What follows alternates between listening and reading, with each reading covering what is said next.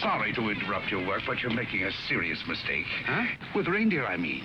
You're putting Prancer where Dasher should be. And Blitzen should always be on my right-hand side. He should, huh? Yes, and another thing.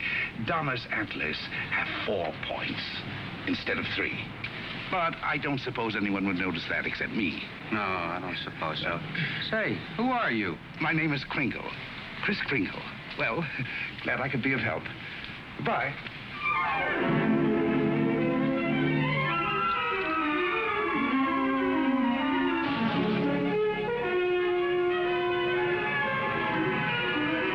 You see, it's all in your wrists, like throwing a ball. Now watch. See? Mrs. Walker, that new Santa Claus you hired is wonderful. Where'd you find him? We answered the ad along with 100 others. He is good, isn't he? Well, the parade's ready to start. You coming? I'm going home and getting a hot tub. I may just stay there until next Thanksgiving. But you've worked so hard on the parade. If I want to, I can see it from the roof of my apartment. Bye.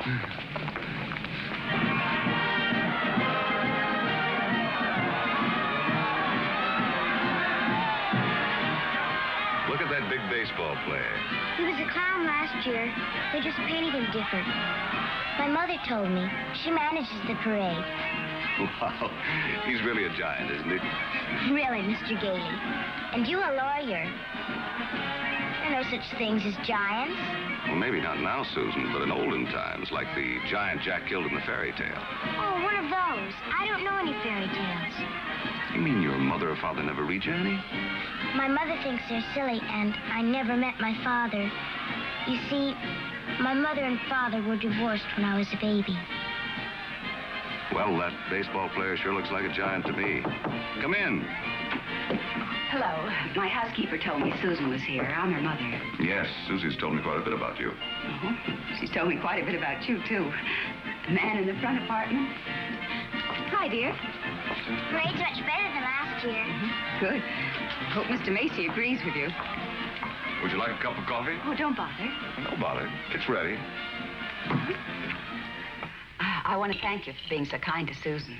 All part of the plot. Surest way to meet the mother is to be nice to the child. What a horrible trick. Susan tells me you don't approve of fairy tales. I don't. I think we should be realistic and completely truthful with our children. Not let them grow up believing in a lot of myths and legends. Like Santa Claus, for example. I see. The parade's over, Mother. The acrobats were good. Those prices, they should be. Mother, I was thinking, we've got such a big turkey for dinner, and there are only 2 of us. Couldn't we invite Mr. Gailey? Couldn't we? Oh, dear. Oh, please don't bother. I'll just get a sandwich or something. It's an awful big turkey. Oh, it's not that, dear, but I'm sure Mr. Gailey has other plans. No, he hasn't. Have you? Well, as a matter of fact, to be truthful and completely realistic with the child, I must say I haven't. Please, Mother, please. Didn't I ask her all right, Mr. Gailey? Well, that all depends. Dinner's at 3 o'clock. Susan, you asked just right.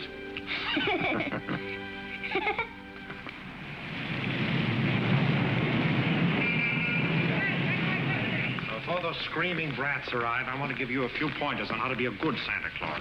Go ahead. Now, here's a list of toys we have to push. You know, things we've overstocked. You'll find that a great many children are undecided as to what they want for Christmas. When this occurs, you immediately suggest one of these items. You understand? I certainly do. All right, here they come. You get up there and go to work and memorize that list. And remember, be jolly. You're working for Macy's. Imagine that.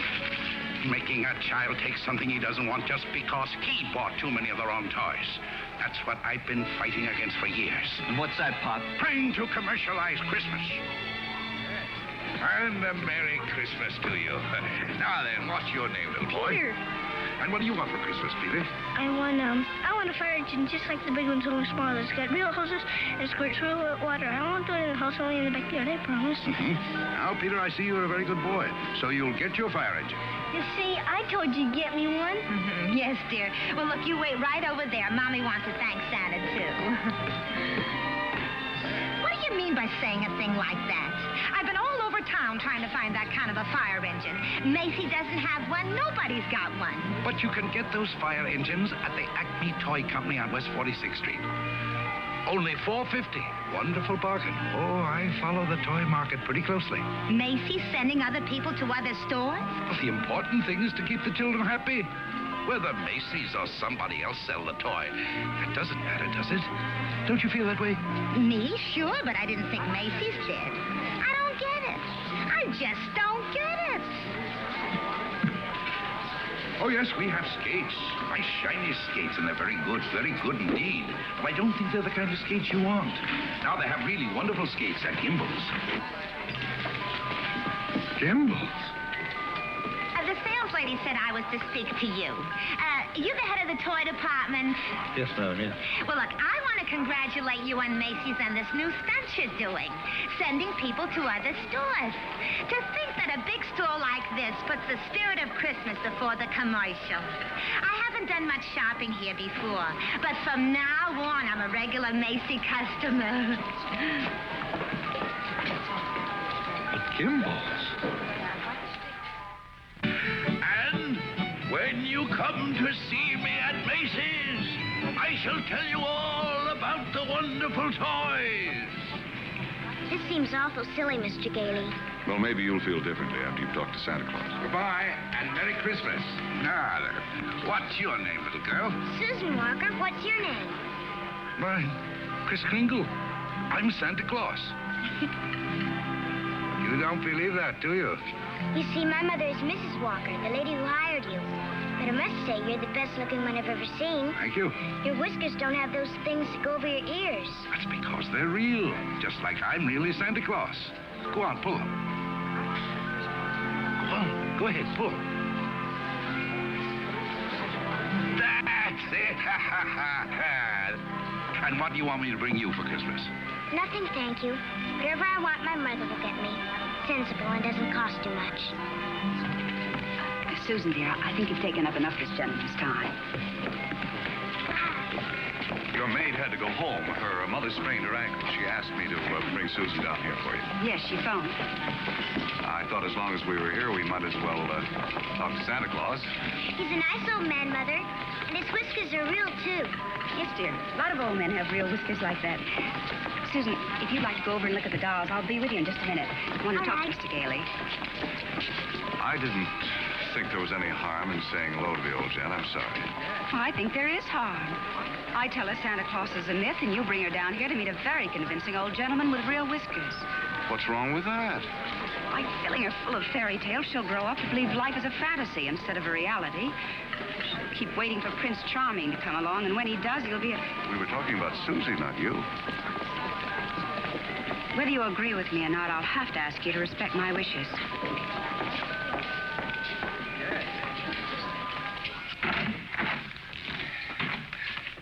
You sent for me. Yes, sit down, won't you? This is a lovely little girl you have here. Thank you. Susan's the reason I asked you to drop down. She's a little confused. Would you tell her that you're not really Santa Claus, that there's actually no such person? I'm sorry to disagree with you, Mrs. Walker, but not only is there such a person, but here I am to prove it. Oh, no, you don't understand. I want you to tell her the truth. What is your name? Kris Kringle, I'll bet you're in the first grade. Second. No, I mean your real name. It is my real name. Second grade. Good gracious. It's a progressive school. Oh, progressive school. Well, where did you get such a lovely outfit? Macy's. We get 10% off. Susan, would you go in and talk to Mrs. Adams for a minute? All right. Goodbye, young lady. Hope I see you again soon. I hope so, too. Bye. Kris Kringle. Address, Brooks Memorial Home for the Aged.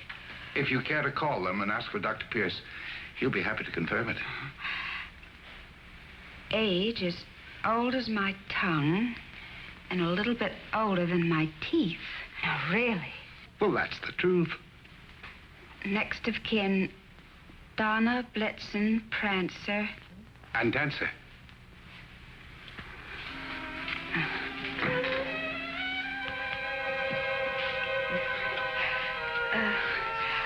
I'm sorry, Mr. Kringle. Yes, well, I'm afraid we're going to have to make a change. You see, the Santa Claus we had last year is back in town, and, well, I feel I owe it to him to, Have I done something wrong? No. Excuse me. Yes? Mr. Macy wants to see you immediately, Mrs. Walker. Oh, yes, right away. You'll have to excuse me. Miss Adams will give you your voucher on the way out, and you'll receive a full week's salary.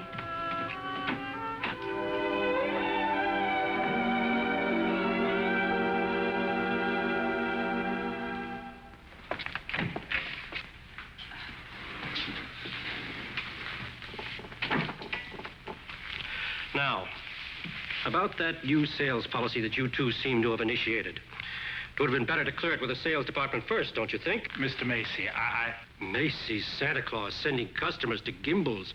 Preposterous. What? Yet, we cannot quarrel with success.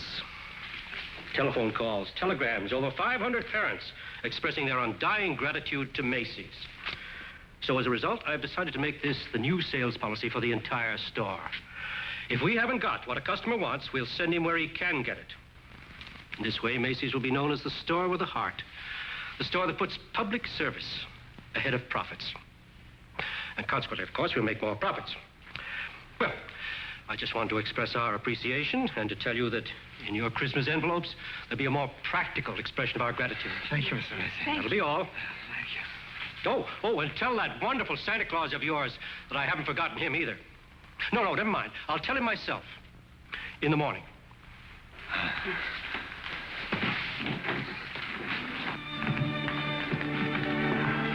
Imagine, a bonus. I fired him. Who? Santa Claus? No. He's crazy. He thinks he is Santa Claus. Well, I don't care if he thinks he's the Easter Bunny. You better get him back.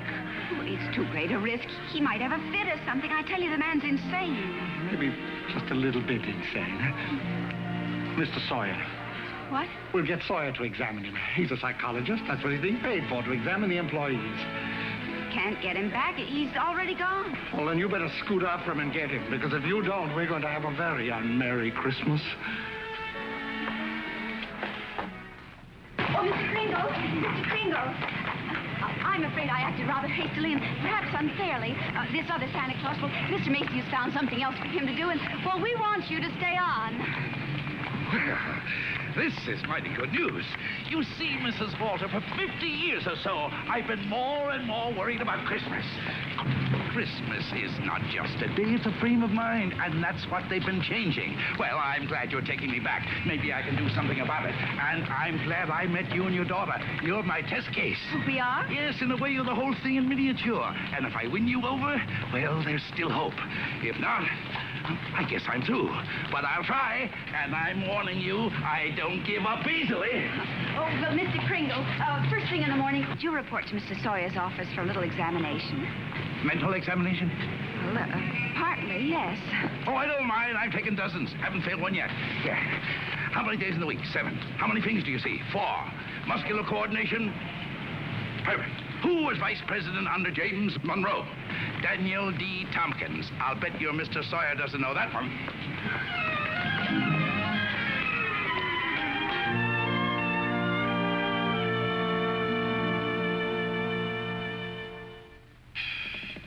How much is 3 times 5?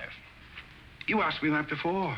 I'm conducting this examination. How much is 3 times 5? Same as it was before. 15. You're rather nervous, aren't you, Mr. Sawyer? Do you get enough sleep? My personal habits are of no concern to you. Oh, I'm sorry. It's just that I hate to see anyone all tied up. How many fingers do you see? 3. You bite your nails, too? I want you to stand up straight with your arms extended. Muscular coordination test.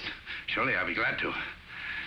You know, very often nervous habits like yours is caused by insecurity. Are you happy at home, Mr. Sawyer? That will be all, Mr. Kringle. The examination's over. You may go. And it may interest you to know that I've been a happily married man for 26 years. Oh, I'm delighted to hear it. Bye. Your wife, Mr. Sawyer? What else? Agnes, how many times have I told you not to bother with the office? No, I give you a perfectly liberal allowance. If that fat, stupid brother of yours would get a job, you wouldn't have to be pestering me all the time. Not a penny. How long have you known him, Dr. Pierce? Well, he wandered into the home about 8 months ago. Looked the place over and said, well, it'll do. Just stayed on. Has he ever told you his real name? He said he was Kris Kringle. We never pressed him further. Mrs. Walker, after giving that man a comprehensive examination, it's my considered opinion he should be dismissed immediately. Dr. Pierce, Mr. Sawyer. Excuse me, didn't Kris answer the questions correctly? Well, yes, he did, but there was a complete lack of concentration. There's no doubt about it, he should be placed in a mental institution. Wait a minute. People are institutionalized to prevent them from hurting themselves or other people. His is a delusion for good. He only wants to be friendly, helpful. Mrs. Walker, naturally I cannot discharge this man. So when he begins to exhibit his latent maniacal tendencies, which I assure you he will, the responsibility will be entirely yours. Oh, Dr. Pierce, if there's the slightest possibility of trouble, Now, what trouble could Kris possibly get into? No? Well, coming to work, for instance, a policeman might ask him his name. Now, you know that would get him into a fight. Well, that could be avoided easily enough. Find someone here in the store to rent him a room. Then they could go to and from work together. Oh, yes, that would solve everything. That's a wonderful idea. Yes, isn't it? Your son's away at school. What about his room? Well, I'll talk to Mrs. Shellhammer as soon as I get home. In the meantime, you take Kris home to dinner. Oh, no, I couldn't. Oh, really, Mrs. Walker? If I can supply the room, the least you can do is furnish a free meal.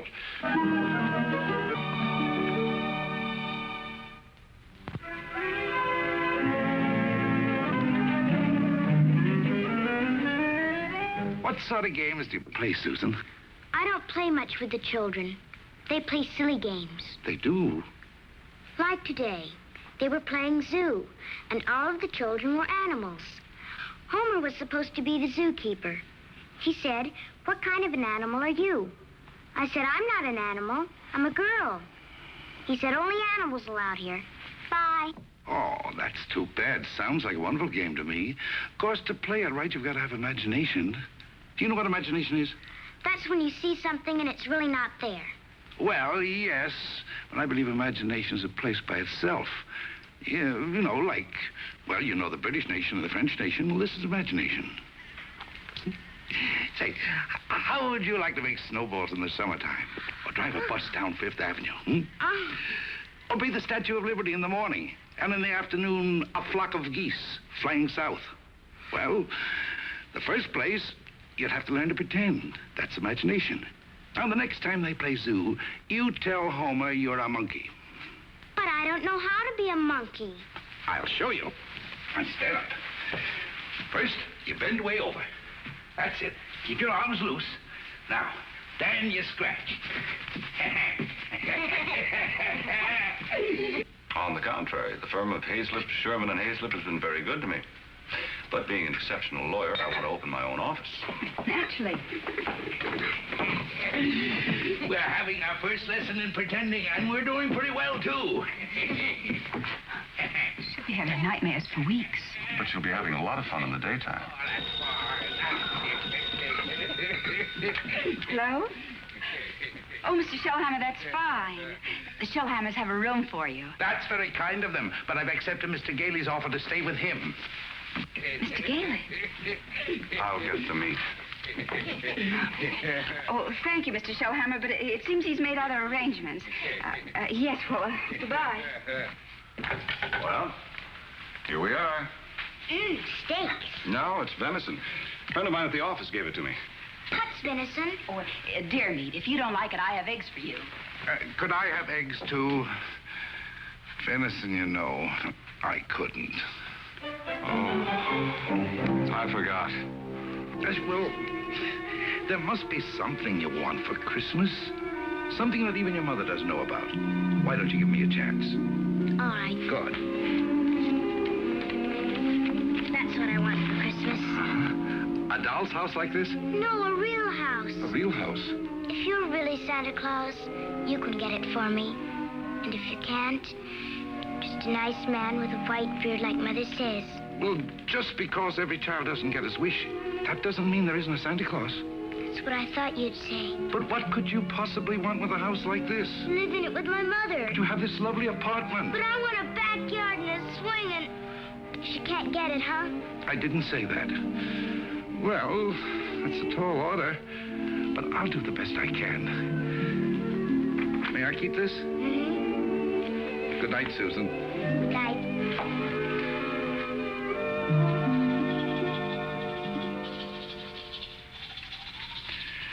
Do you like living in the city? Oh, it's all right. I'd kind of like to get out in the country sometime, though. Not a big place, just one of those junior partner deals in Manhattan. I know the kind you mean. One of those colonial houses. Or Cape Cod. I've been thinking about Mrs. Walker. You know, like a lot of divorced women, she's determined that no one will ever hurt her again. With a little more effort on your part, she might be made to crawl out of a shell. You know, those two are a couple of lost souls. It's up to us to help them. I'll take care of Susie if you'll take care of her mother. It's a deal. Good. You ready? Oh, no, you don't. I'm not going to be cheated that way. All my life I've wondered, and now I'm going to find out. I'm going to learn the answer to the question that's troubled the world for centuries. Does Santa Claus sleep with his whiskers inside or out? Always sleep with them out. Cold air makes them grow.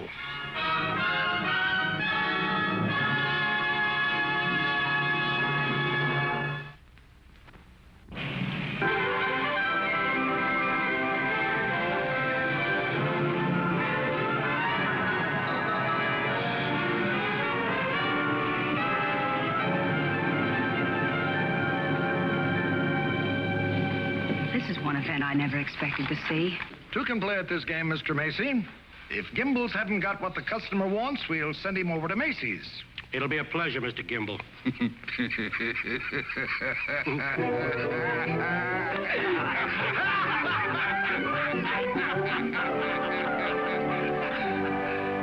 There they sat. Adult, but children still, children at heart. It was summer, warm, glorious summer. The end. Did you like that story, Susan? Mr. Kringle, do you think I'm going to get my house for Christmas? Well, I can't promise, but we mustn't give up hope. Good night, Susan. Tomorrow evening, I'll read you another story. I can't. I've got to go to school. Isn't this vacation? Yes, but this is what they call a required function. Required function? The Fillmore Progressive School requests your presence at a special performance of a Christmas play to be given in the modern manner. What does that mean? A Christmas play without Santa Claus. Well, a Christmas play without a Santa Claus? The performance will be followed by a short address. Subject, exploding the myth of Santa Claus. The guest speaker will be Mr. Albert Sawyer.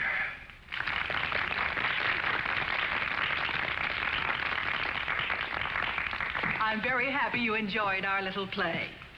And now it gives me great pleasure to introduce our old friend, Mr. Albert Sawyer.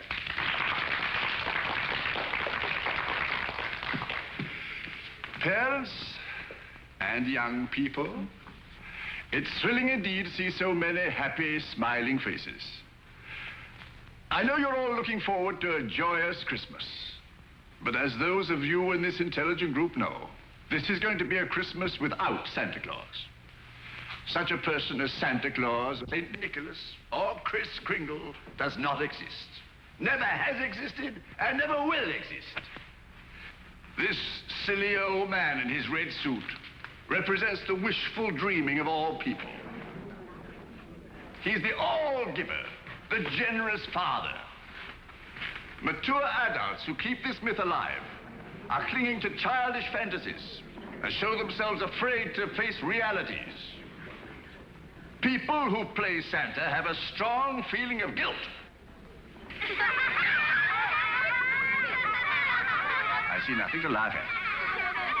Far from being amusing, this myth... Far from being amusing... Far from being amusing, this myth is actually harmful. Only stupid old men prancing around in white whiskers keep this ridiculous myth alive. Now he's gone too far.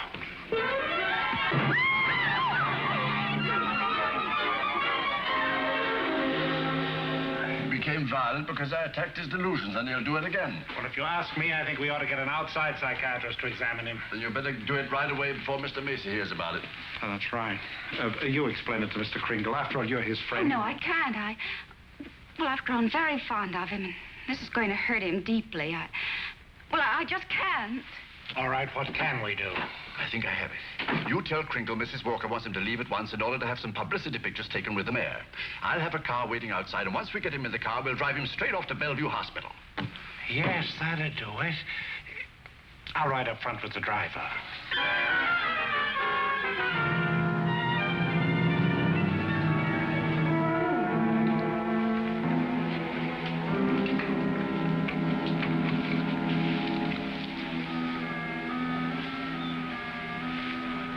Hello, Chris. Hello, Fred.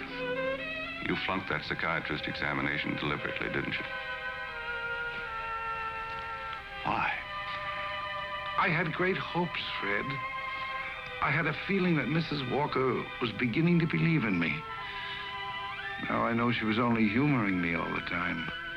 Mrs. Walker didn't know anything about taking pictures with the mayor. That was Mr. Sawyer's idea. It isn't just Mrs. Walker. Take Sawyer.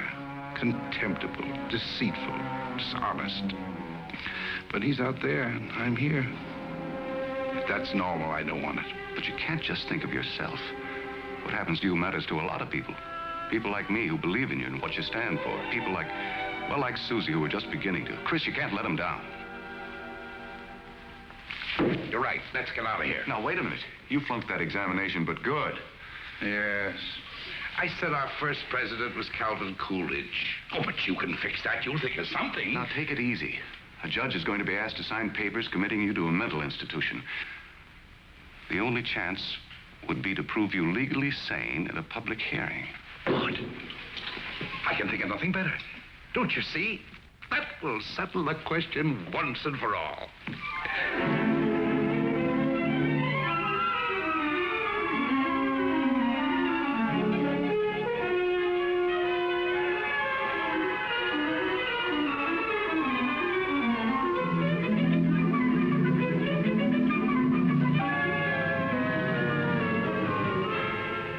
Solemnly swear the evidence you are about to give at this hearing is the truth, the whole truth, and nothing but the truth?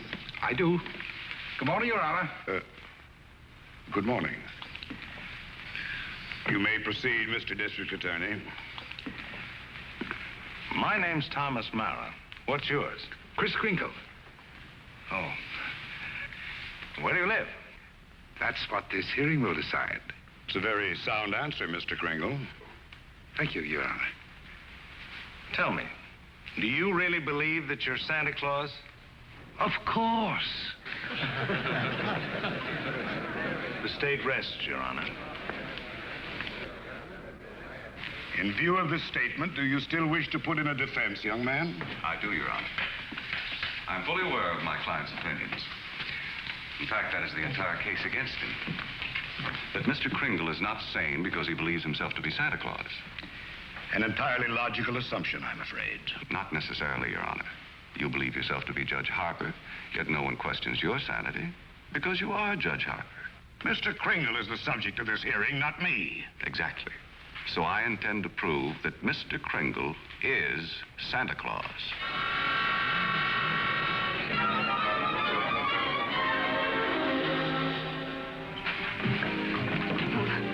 What does Mr. Hayslip of Hayslip, Sherman, and Hayslip say about the trial? That I was jeopardizing the dignity of the firm, that I either dropped the case or they dropped me. So, leaving me no choice, I quit. Oh, Fred, you didn't. Well, I can't let Chris down. He needs me, and all the rest of us need him. Darling, he's a kind, wonderful old man, but... Well, you can't throw away your career because of sentiment. I'm not throwing a career away. I'll get by. I'm a darn good lawyer. This doesn't shake your faith in me, does it? This is a question of common sense, not faith. Faith is believing in things when common sense tells you not to. I wish you could let yourself believe in people like Chris, and in fun, and love, and joy, and all the other intangibles. Can't pay the rent with intangibles. And you can't live without them. Why don't you try a little blind faith, darling? String along with me. I think I've got a right to ask that. I think I have the right to ask you to be a little bit more practical and realistic. Yeah, I suppose you have. It's all cockeyed. Here we are, as close as two people can possibly be, and yet there's a loneliness about it. I've tried my best. I know you have, darling, and so have I. But we're going to need a lot more than each other's arms. And somehow I just don't think we've got it.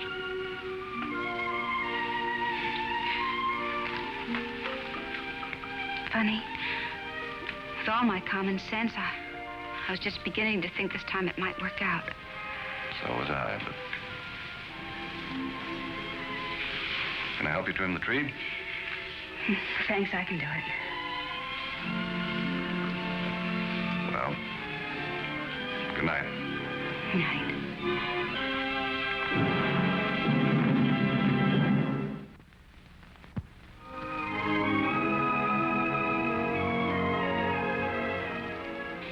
Your name, sir? R.H. Macy. Do you recognize this man? Yes, he's an employee of mine, Chris Kringle. Do you believe him to be of sound mind? I certainly do. Mr. Macy, you're under oath. Do you really believe that this man is Santa Claus?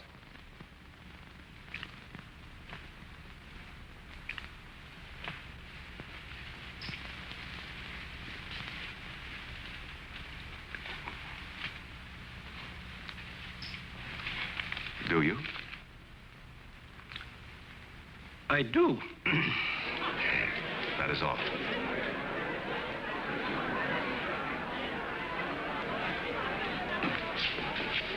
You are fired. Your Honor, there is no such person as Santa Claus, and everybody knows it. I ask that the court make an immediate ruling. Is there or is there not a Santa Claus?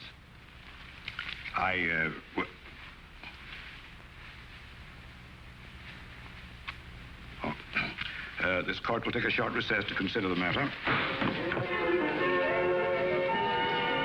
I don't care about the law. I'm talking about politics. You go back in there and rule that there's no Santa Claus, we won't be even able to put you in the primaries. Charlie. I'm a responsible judge. How can I seriously rule that there is a Santa Claus? All right, go back in there and rule there isn't. The kids read about it, so they don't hang up their stockings. So what happens to all the toys that are supposed to be in them stockings? Nobody buys them. Oh, the toy manufacturers are gonna love that. What about the Christmas card makers, the candy companies? Oh, boy, are you gonna be a popular guy. And what about the Salvation Army? They got a Santa Claus on every corner.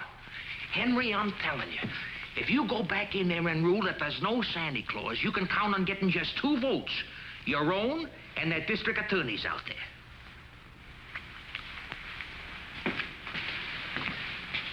One. District Attorney's Republican. The court will rise.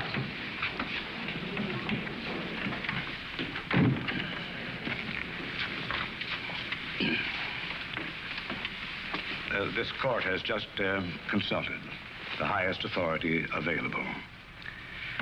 The traditions of American justice demand a broad and unprejudiced view of such a controversial matter. And therefore, this court is determined to keep an open mind and hear the evidence from either side. But can my opponent produce any evidence in support of this contention? Your Honor, I can. Will Thomas Mara take the stand? Who, me? Thomas Mara, Jr. Thomas Mara. Hi, Daddy.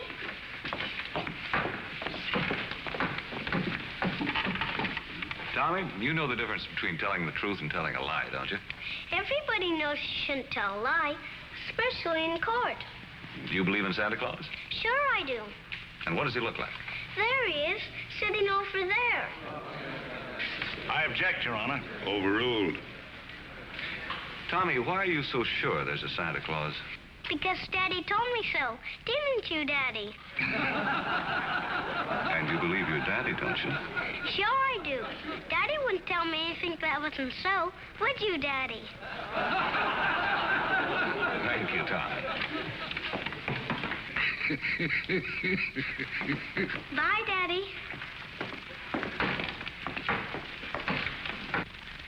The state of New York is willing to concede the existence of a Santa Claus.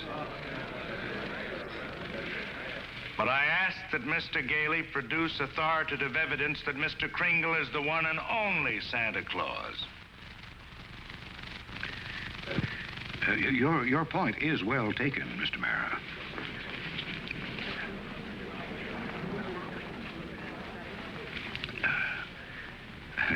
Mr. Gailey, are you ready to show that Mr. Kringle is Santa Claus?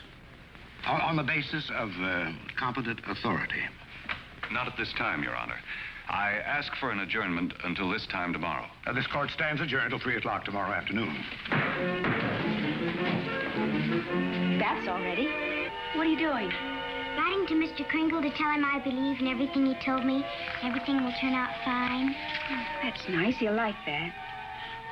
Where shall I send it? Why don't you send it to the county courthouse? Okay.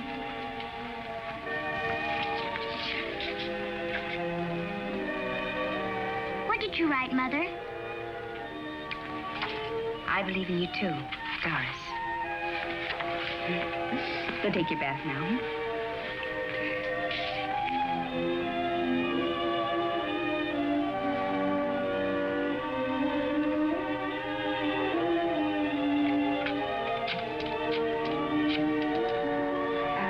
Could you give me the number of the main post office, please? Hello, dead letter office. Are you kidding? We got maybe a couple of 100,000. Yes, ma'am, we sure would. Hey, lady, that's not a bad idea. Thank you.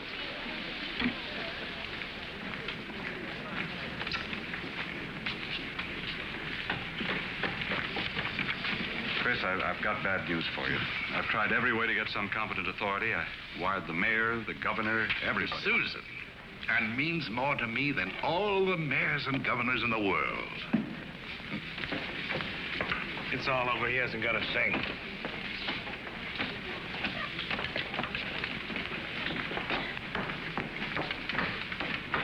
Your Honor, the defense has yet to produce one bit of authoritative proof that this man is really Santa Claus. And in view of the fact that it is Christmas Eve and we're all anxious to get to our homes, I ask that these commitment papers be signed without further delay. Mr. Gailey, have you anything further to offer?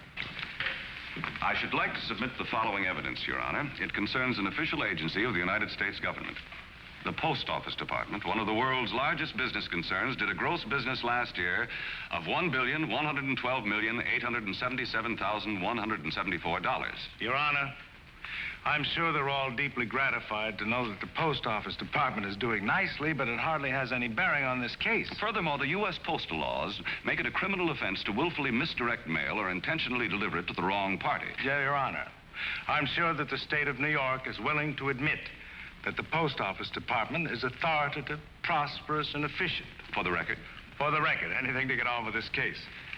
Then, Your Honor, I offer these letters in evidence. They're simply addressed to Santa Claus, yet they were each delivered to Mr. Kringle by bona fide employees of the Post Office Department. I offer these as authoritative proof. Your Honor, 3 letters are hardly authoritative proof. I have further exhibits, Your Honor, but I hesitate to produce them. Oh, I'm sure we'd all be glad to see them. Oh, yes, indeed. Put them on my desk. On your desk? Yes, yes. Very well, Your Honor.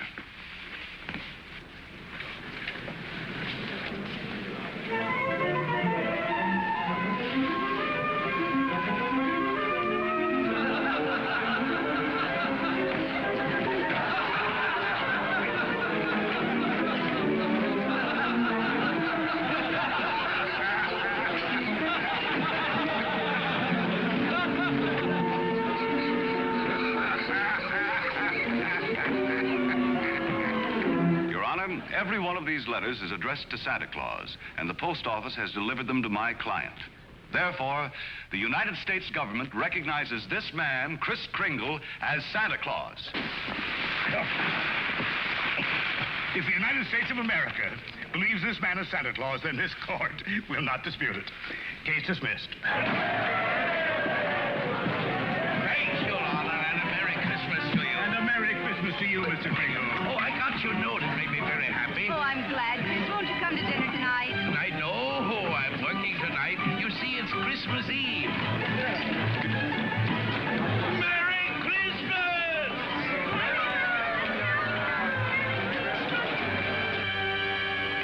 What's the matter with Susan? I think she misses Chris.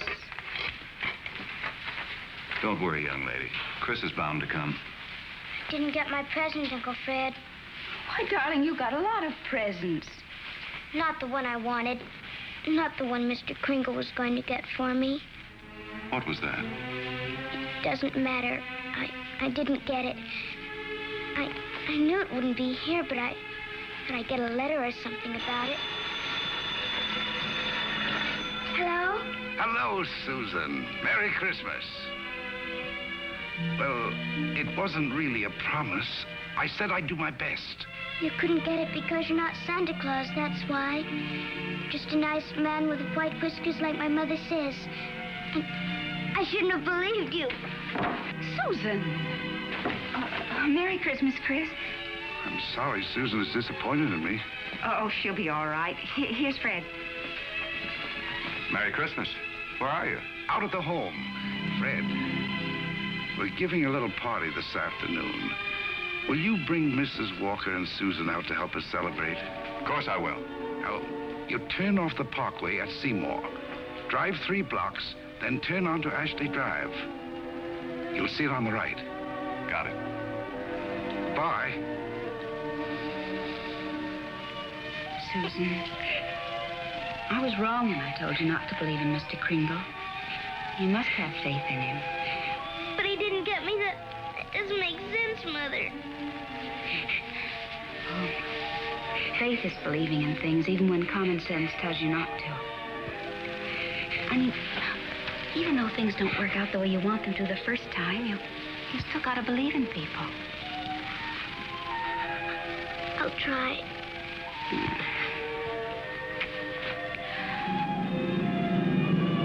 There it is, Ashley Drive. I do believe. I do believe. I do. Stop, Uncle Fred, stop! Susan!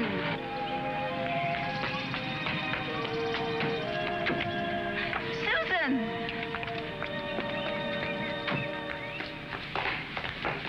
Susan? You shouldn't be running around in other people's houses. But this is my house, Mommy. The one I asked Mr. Kringle Now, for. Susan, darling. It is. I know it is. Oh, you're right, Mommy. If things don't turn out right the first time, you've still got to believe. Mr. Kringle is Santa Claus. He is. I'm going to see my swings. You told her that?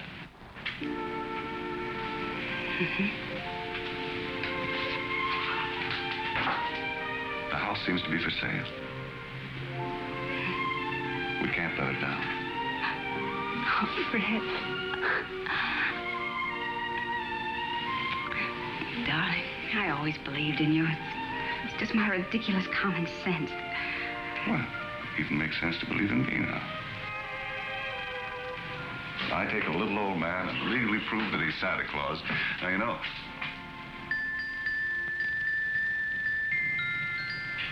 Oh, no. Wait, it must have been left by one of the tenants. Maybe. Maybe I didn't do such a remarkable thing after all.